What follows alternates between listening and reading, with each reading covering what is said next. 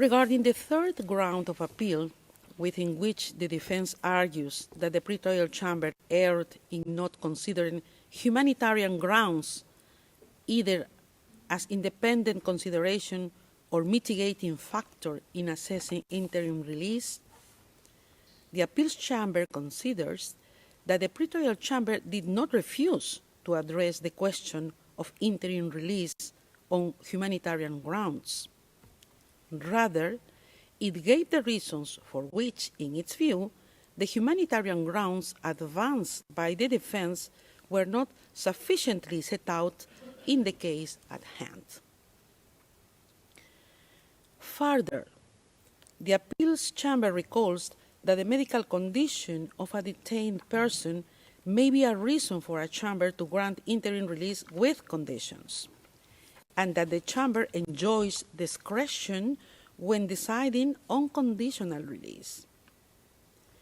The appeals chamber considers that it is not apparent from the pretrial chamber's assessment that it was unreasonable. The pretrial chamber found the existence of risks under Article 58(1)(b) of the statute, which were not mitigated by Mr. Duterte's purported condition, and also could not be mitigated by any condition imposed upon release. The pretrial chamber then proceeded to analyze whether humanitarian grounds, as argued by the defense, could justify release on conditions. The appeals chamber thus considers that the pretrial chamber assessed the relevant information before it in light of the arguments made by the defense and reached its conclusion on this basis. It follows that the defense has failed to demonstrate that the pretrial chamber's assessment was unreasonable. Accordingly, the appeals chamber finds that the defense has failed to show that the pretrial chamber erred in its assessment. For these reasons, the third ground of appeal is rejected. Finally, the appeals chamber notes that the pretrial chamber reached its conclusions in relation to the risks enumerated in Article 58(1)(b) of the statute on the basis of a comprehensive assessment of the information before it. In the present case, having rejected the three grounds of appeal presented by the defense in the appeal brief, the appeals chambers unanimously confirms the impugned decision. This brings us to the end of the summary of the appeals chamber's judgment. The judgment will be notified to the parties and participants after the hearing. Translations of the summary will also be available in due course. I would like to thank the court reporters, interpreters, and other registry staff for their valuable assistance today in holding this hearing. The hearing is adjourned. Okay mga kababayan, so mag-react po tayo dito no sa nangyaring live po ng ICC kahapon patungkol nga po dito sa pag-denied ng interim release ng dating Pangulong Duterte. So napakaraming nalungkot no at nagulat, nagalit, actually mixed emotion po yan. Yan po yung naramdaman ng ating mga kababayan. Kagaya ko 'no, na habang nanonood ay talagang, nagdadasal tayo 'no, na sana ay, paboran itong pansamantalang paglaya po ng ating, dating, pangulo. Dahil nga po sa ilang mga kondisyon niya sa kalusugan at yung edad niya po 'no, advanced age na 80 years old na ta's may iniindang mga karamdaman. Kung maalala niyo may mga nabalitaan po tayo na siya po ay natagpuan sa kanyang, cell na wala pong malay. So ilang beses din 'yan at, talagang, nakakabahala 'no. At isa pa sa nakakalungkot dito mga kababayan is yung, hindi man lang nagpakita si PRRD 'no. na sumilip man lang sana siya at nakinig 'no dito po sa, magiging hatol sa ano nila 'no, sa kanilang, request patungkol nga po dito sa interim release.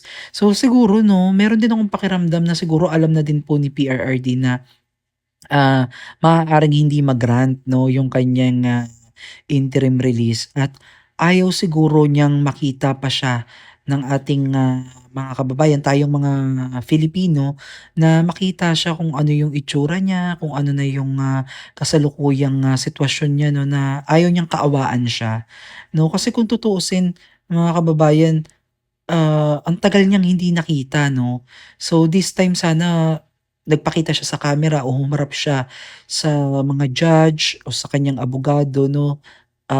Humarap siya sa live 'no, sa ICC para mapanood man lang siya at, makapagbigay man lang kung bigyan man lang siya ng, pagkakataon na makapagsalita at makapagbigay ng mensahe niya 'no, para sa mamamayang Pilipino na naghahantay o na naghihintay sa kanya. So sana yun na lang 'no, na maibigay. Pero sa kabilang bandang mga kababayan, marami talagang nagsasabi 'no, na, mahihirapan talaga o baka hindi na palabasin itong si PRRD hangga't, hindi nadidinig itong, kaniyang, kaso laban di umano dito sa crimes against humanity 'no. At, may lumabas nga 'no na hindi ko alam kung verified ba ito, na wala pa daw naga-grant na interim release ang, ICC 'no. Ito ay, sinabi ng kanyang abogado. So correct me if I'm wrong kung, may mga kumakalat bang balita na ganyan at kung statement ba talaga yan ni Attorney, Nicholas Kaufman 'no.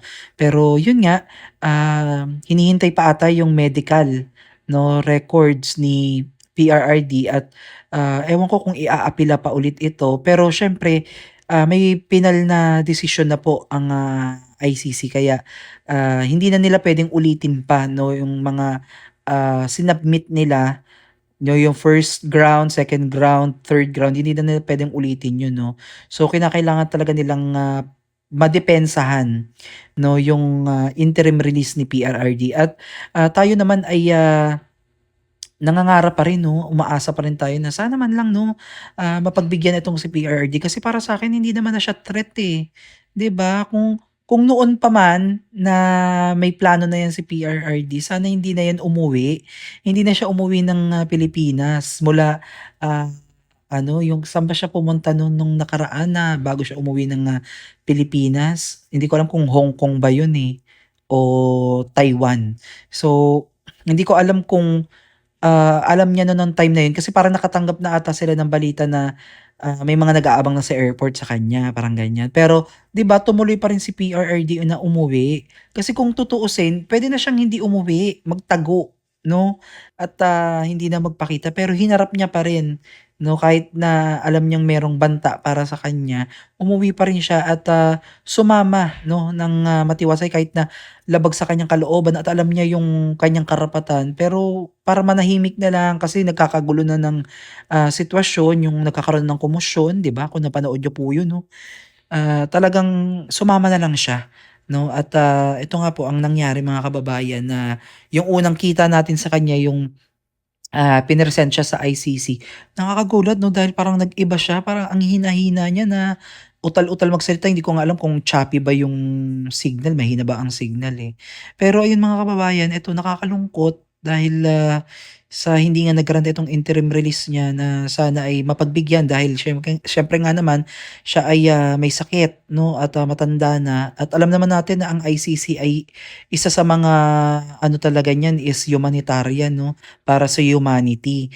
At, sana naman 'no, panigan din siya at, pakinggan at, wala tayong magagawa dun, eh, kasi mahal talaga si PRRD ng mga Filipino, majority ng Filipino ay, mahal siya at, talagang tumatak talaga siya sa puso niya. Kaya hindi mo puwedeng sabihin na, malaki yung network niya at, napakarami niya pa ring supporters kasi siyempre isang pagpapatunay na talagang, minahal ng, Filipino ang, dating pangulo 'no. Kasi kung wala, hindi na 'yan mananalo bilang mayor, eh, 'di ba?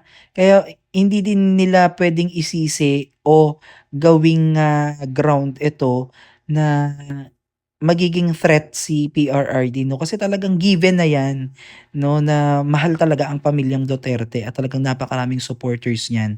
At makikita niyo nga dito mga kababayan, ito yung, birthday po ni PRRD 'no, at, nasa harap po tayo ng, Menjola, Peace Arc 'no, at nananawagan po na bring him home 'no, napakatagal na 'to mga kababayan, grabe.